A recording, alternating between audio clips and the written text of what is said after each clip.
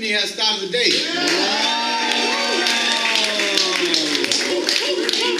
I have to take pictures of you. You okay? Good morning, everybody. Morning. My thought of the day is, don't let people's ignorance define you. Soak it in.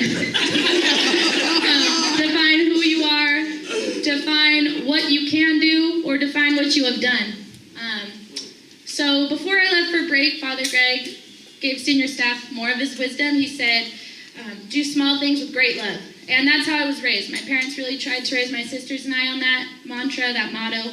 So when I went home for break, I texted my mom and dad and I said, tonight, get ready for a hot date. I want to take you two out, attire casual, time when you get there. And my mom came home and she said, I've really been wanting to try this pizza place. So we drive to the place, we take a walk, and a man approaches us, and he says, you know, I'm not homeless, but I'm hungry, and I'm not starving, but I'm an artist. You guys think you could help me out and buy me a pizza? Right away, my dad says, yeah, for sure, man, come on. And being the socially inappropriate person I am, I'm like, so what's your name? What do you do?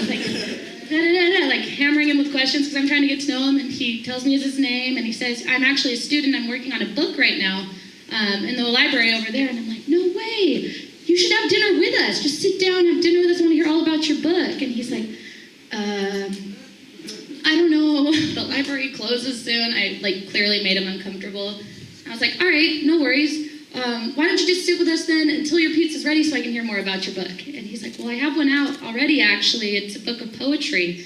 And so he tells me a little bit more about it, and then he goes, you know, I'm going to go have a smoke. I hope you don't mind. I say, no, of course not.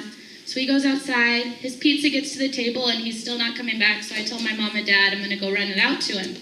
So I run out the door of the restaurant, and I turn right, and that's where we had met before. And he's nowhere to be found, and I'm like, all right, he'll come grab it when he's done smoking. And as I'm walking back to the restaurant, there's a man and his son sitting in front of the restaurant.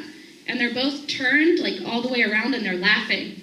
And I'm like, this is weird. The street is completely empty. There's no way they're laughing at me. Check my shirt, wipe off my face. And I keep walking towards the restaurant and he's still laughing. And so I approach him. I'm like, I'm sorry, is something funny?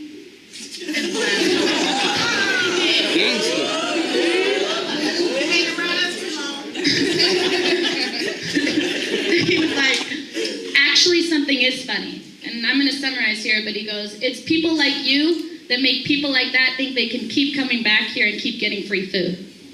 And I was like, I'm sorry, I don't know how this is any of your business, what I'm choosing to do. And he says, well, it is my business because I come here every Monday and people like you buy people like him food and he keeps coming back and he bothers me and my son. And I worked hard all day and I just want to have a break and this and that. And I said, sir, you don't know anything about me. We just met today, and I'm sure you don't know anything about that man. And we continued to exchange words, and I'll just keep it short, but no, I kept it dignified. It was nice. My dad comes out, and he again says, it's people like you, and chooses some adjectives, and my dad goes, I think you've got it all wrong. You know, we're just trying to lend a helping hand, show some love. And I say, you know what, sir, I'm like, Dad, he says, let's go inside, Britt, this isn't going anywhere, because the man wasn't trying to listen. I say, Dad, no, wait, I just think we have a different idea of what it means to be a human. You know, if someone needs help, I'm going to help them out, because somewhere down the line, I know I'm going to need help, and someone's going to help me out, and that's how I see things going. And I said, sir, you just seem so angry, you're not even trying to talk. And he goes, I am angry because I work hard, and I'm not trying to get a handout. I work hard, and I employ people, and they work hard too. So now I'm like, okay. Once again, you said people like me and people like him. You don't know his story. You don't know how hard he works or what he does, and you don't know what I do for work. And you're telling me if this man comes up, you'll employ him and you'll give him a possibility to work hard? And he goes, yeah, I would. And you know what? People like him wouldn't take the job because they know they can get a handout. And so the man starts to come back, and I said, well, he's coming back right now. Why don't you offer him a job? Why don't you do it? And he goes, you know what? I'm not going to do it because I don't want people like him working for me. And I said, okay, so when push comes to shove, you don't even want to do anything about the thing you're complaining about.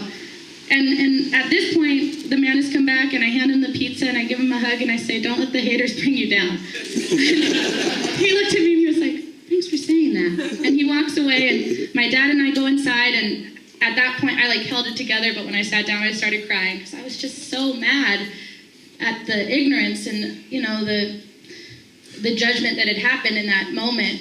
And after we ate, we walked back to our car, and we happened to park right by the library where the man said he would go. And I said, Mom, Dad, I'll be right back. I ran into the library.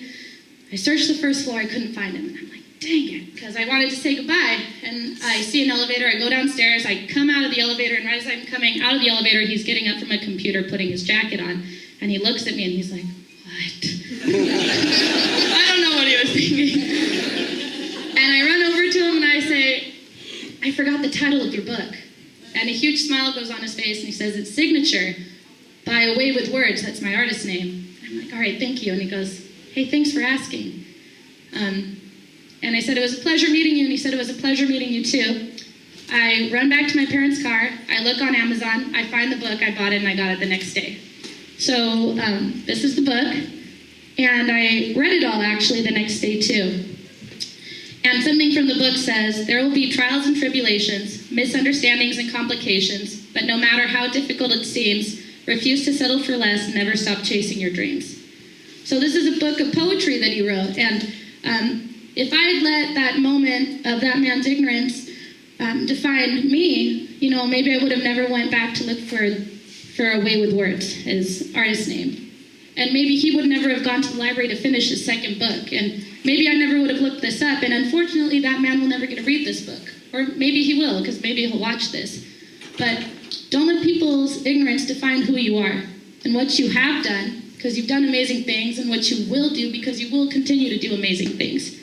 And if you have a computer, look up Signature A Way with Words and help a friend out. Okay? Thank you. Have a good day.